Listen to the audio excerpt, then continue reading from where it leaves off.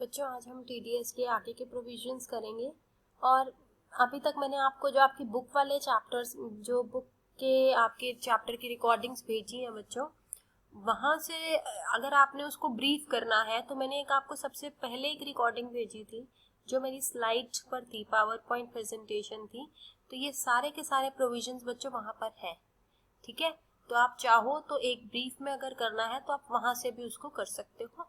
और ये जो मैं बुक से भेज रही हूँ ये डिटेल्ड है, ठीक है। अब बात है कि जो भी टीडीएस जो डिडक्टर है उसने टीडीएस डिडक्ट किया, तो आपको मैंने बताया था कि वो उस टैक्स को गवर्नमेंट के अकाउंट में डिपॉजिट कराता है, ठीक है। तो अब हम रूल पढ़ेंगे, deposit of tax in government account section 200। तो यहाँ पर ये बता रखा है कि जो भी पर्सन टैक्स डिडक्ट करने के लिए रिस्पॉन्सिबल होता है, जो भी टैक्स डिडक्टर होता है, उसके रिस्पॉन्सिबिलिटी बनती है कि आपके बिहाफ पर, यानी कि डिडक्टी रिसिपिएंट ऑफ इनकम के बिहाफ पर, वो जो भी उसने टैक्स डिडक्ट किया है वो गवर्नमेंट के अकाउंट में एक स्पेसिफाइड टाइम लिमिट के अंदर अंदर जो है वो डिपॉजिट कराए। अब वो specified time limit and the manner that have been prescribed by rule 30, ठीक है। अब ये भी हमने रूल 38 किया था ना पिछले लेक्चर में, वो उसकी बात कर रहे हैं। Time limit for depositing the tax deducted as at source. अब जो टीडीएस डिडक्टर ने डिडक्ट किया उसको उसे डिपॉजिट कराना है गवर्नमेंट के अकाउंट में, तो कितने टाइम के अंदर अंदर जो है उसको वो डिपॉजिट कराना है।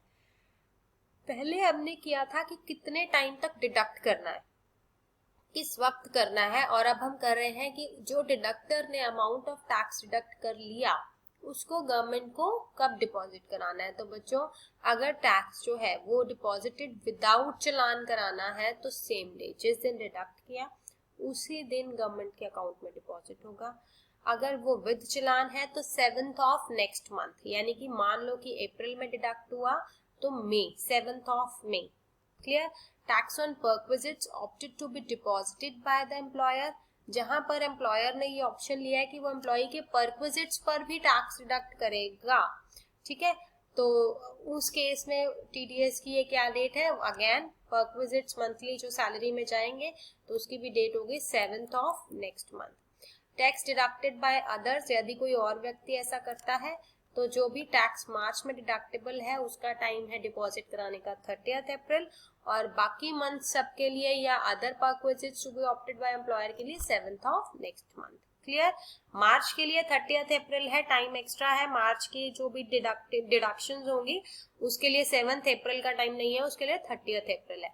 और बाकी जो भी डिडक्शंस है उसके लिए टाइम क्या है, 7th of next month. Clear? However, Wide Rule 30B, the assessing officer can, in special cases with prior approval of Joint Commissioner of Income Tax, allow payment of TDS quarterly as follows. यानी कि वो कहते हैं कि जो rule 30B है उसके अनुसार असेसिंग ऑफिसर के पास ये राइट है कि कुछ स्पेशल केसेस में वो joint commissioner of income tax की प्रायर परमिशन लेकर के जो है टीडीएस की जो पेमेंट है वो क्वार्टरली के लिए अलाउ कर सकते हैं। और अगर वो क्वार्टरली होगा तो उसकी क्या क्या डेट्स होंगी। तो देखो बच्चों, फर्स्ट क्वार्टर कब से स्टार्ट होगा, अप्रैल से जून होगा। नेक्स्ट क्वार्टर होगा जून टू सितंबर, अक्टूबर टू दिसंबर, और लास्ट क्वार्टर होगा जेएफएम, जनवरी फरवरी एंड मार्च का, ठीक है। अब इनकी क्या डेट्स रहेंगी बच्चों, जैसे ही क्वार्टर खत्म होता है, ठीक है, उसके नेक्स्ट मंथ की 7th, ठीक है, मार्च की छोड़ के। तो देखो जून में ये खत्म हुआ क्वार्टर, तो इसकी डेट कब होगी, जुलाई 7th। ये कब खत्म हुआ, सितंबर में, तो इसकी डेट हो गई अक्टूबर 7th। ये कब खत्म हुआ, दिसंबर, तो इसकी डेट हो गई जनवरी 7th। और मार्च वाले की सेम रहेगी 30th अप्रैल। क्लियर। मार्च के केस में 7th ऑफ नेक्स्ट मंथ नहीं होगा। Next, consequences of failure to deduct or pay, section 201। वो कहते हैं कि इन केस, अभी आपको बताया कि किन किन केसेस में डिडक्टर को जो है वो टीडीएस डिडक्ट करना है, और किन किन केसेस और कब, जब डिडक्ट, किस वक्त डिडक्ट करना है, और डिडक्ट करने के बाद उसको कितने टाइम पीरियड में गवर्नमेंट के अकाउंट में रिसिपिएंट के बिहाफ पर डिपॉजिट करना है। अब बात ये आती है कि यदि जो डिडक्टर है वो टैक्स को डिडक्ट नहीं करता किसी भी रीजन की वजह से, या डिडक्ट तो कर लिया उसको आगे गवर्नमेंट को डिपॉजिट नहीं करता, तो उसकी क्या क्या कॉन्सिक्वेंसेस है वो सेक्शन 201 में लिखी हुई है, ठीक है। तो इसमें बच्चों ऐसे केस में जो भी पर्सन जिसको टैक्स डिडक्ट करना था या वो टैक्स डिडक्ट नहीं कर रहा, और अगर वो टैक्स डिडक्ट कर रहा है तो वो डिपॉजिट नहीं कर रहा गवर्नमेंट के अकाउंट में, तो पहली बात ऐसे व्यक्ति को हम असेसी इन डिफॉल्ट कहेंगे in respect of such tax. Clear? However the person shall not be treated as an assessee in default for failure to deduct tax at source if the person to whom he has made the payment has, अगर वो कहता है कि हाँ ये हो सकता है कि जिस भी व्यक्ति को डिडक्टर ने पेमेंट की है और अगर उस व्यक्ति ने अपनी रिटर्न ऑफ इनकम फर्निश कर दी और उस इनकम में उसने अपनी वो पूरी इनकम जो है उसकी कंप्यूटेशन डिस्क्लोज कर दी और उसके ऊपर टैक्स पे कर दिया, ठीक है, और एक सीए का सर्टिफिकेट भी सामने फर्निश कर दिया, तो उस केस में उस पर्टिकुलर केस के लिए डिडक्टर को असेसी इन डिफॉल्ट नहीं कहा जाएगा। अदरवाइज डिडक्टर ने अगर टैक्स डिडक्ट नहीं किया या डिपॉजिट नहीं किया तो डिडक्टर जो है असेसी इन डिफॉल्ट माना जाएगा।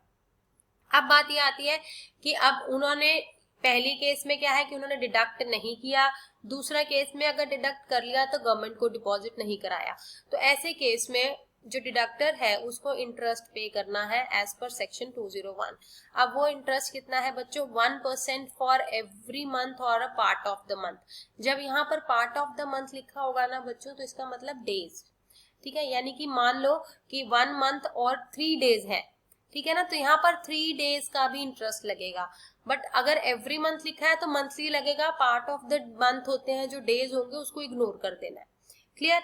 तो लेकिन इस केस में देखो यहाँ पर every month and part of the month, और नीचे वाले केस में भी एवरी मंथ और पार्ट ऑफ द मंथ लिखा हुआ है। तो पार्ट ऑफ द मंथ का मतलब क्या है कि जो days, number of days other than month होंगे, मान लो 2 मंथ्स और 2 डेज है, तो you can not ignore 2 days in this case. Clear? अब बात आती है कि यदि जो डिडक्टर है उसने उस डेट को टैक्स डिडक्ट नहीं किया जब उसको करना था, तो ऐसे केस में उसके ऊपर जो इंटरेस्ट जो रेट अप्लाई होगा, उसको जो इंटरेस्ट पे करना होगा वो कितना होगा? 1% फॉर एवरी मंथ और part of the month. Clear?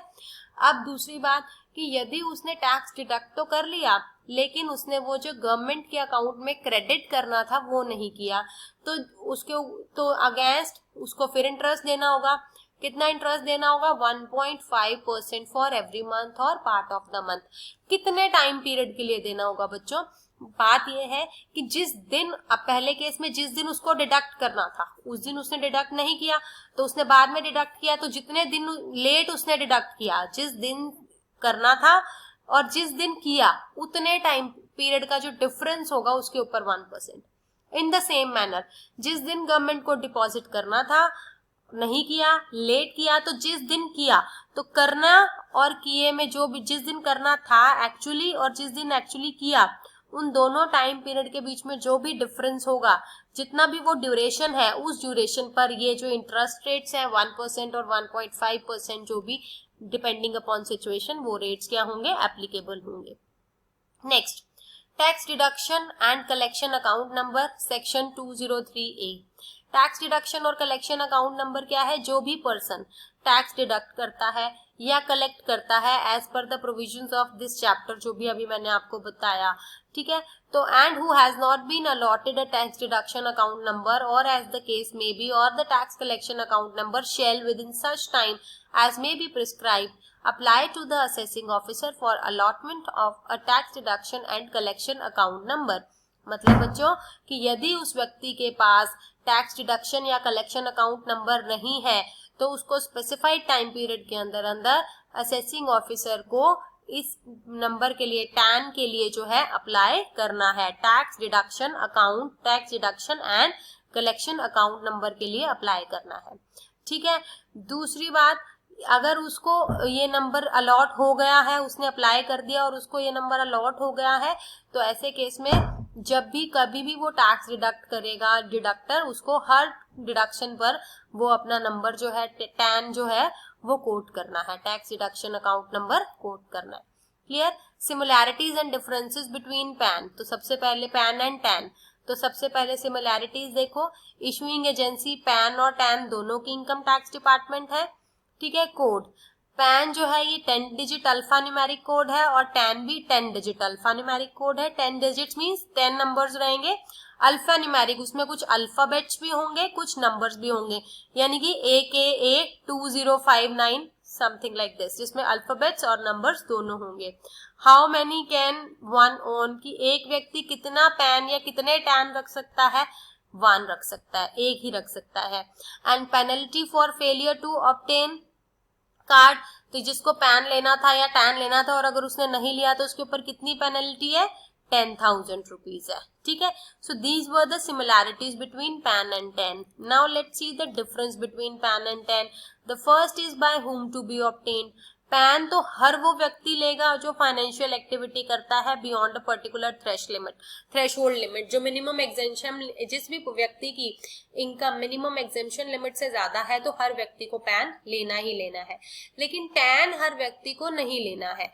Tan किसको लेना है, जिसकी ये रिस्पॉन्सिबिलिटी बनती है टैक्स को डिडक्ट करने की या कलेक्ट करने की। तो जिसकी टीडीएस टैक्स डिडक्शन और कलेक्शन एट सोर्स की रिस्पॉन्सिबिलिटी है, अकाउंटेबिलिटी है, सिर्फ उसी व्यक्ति को टैन लेना है।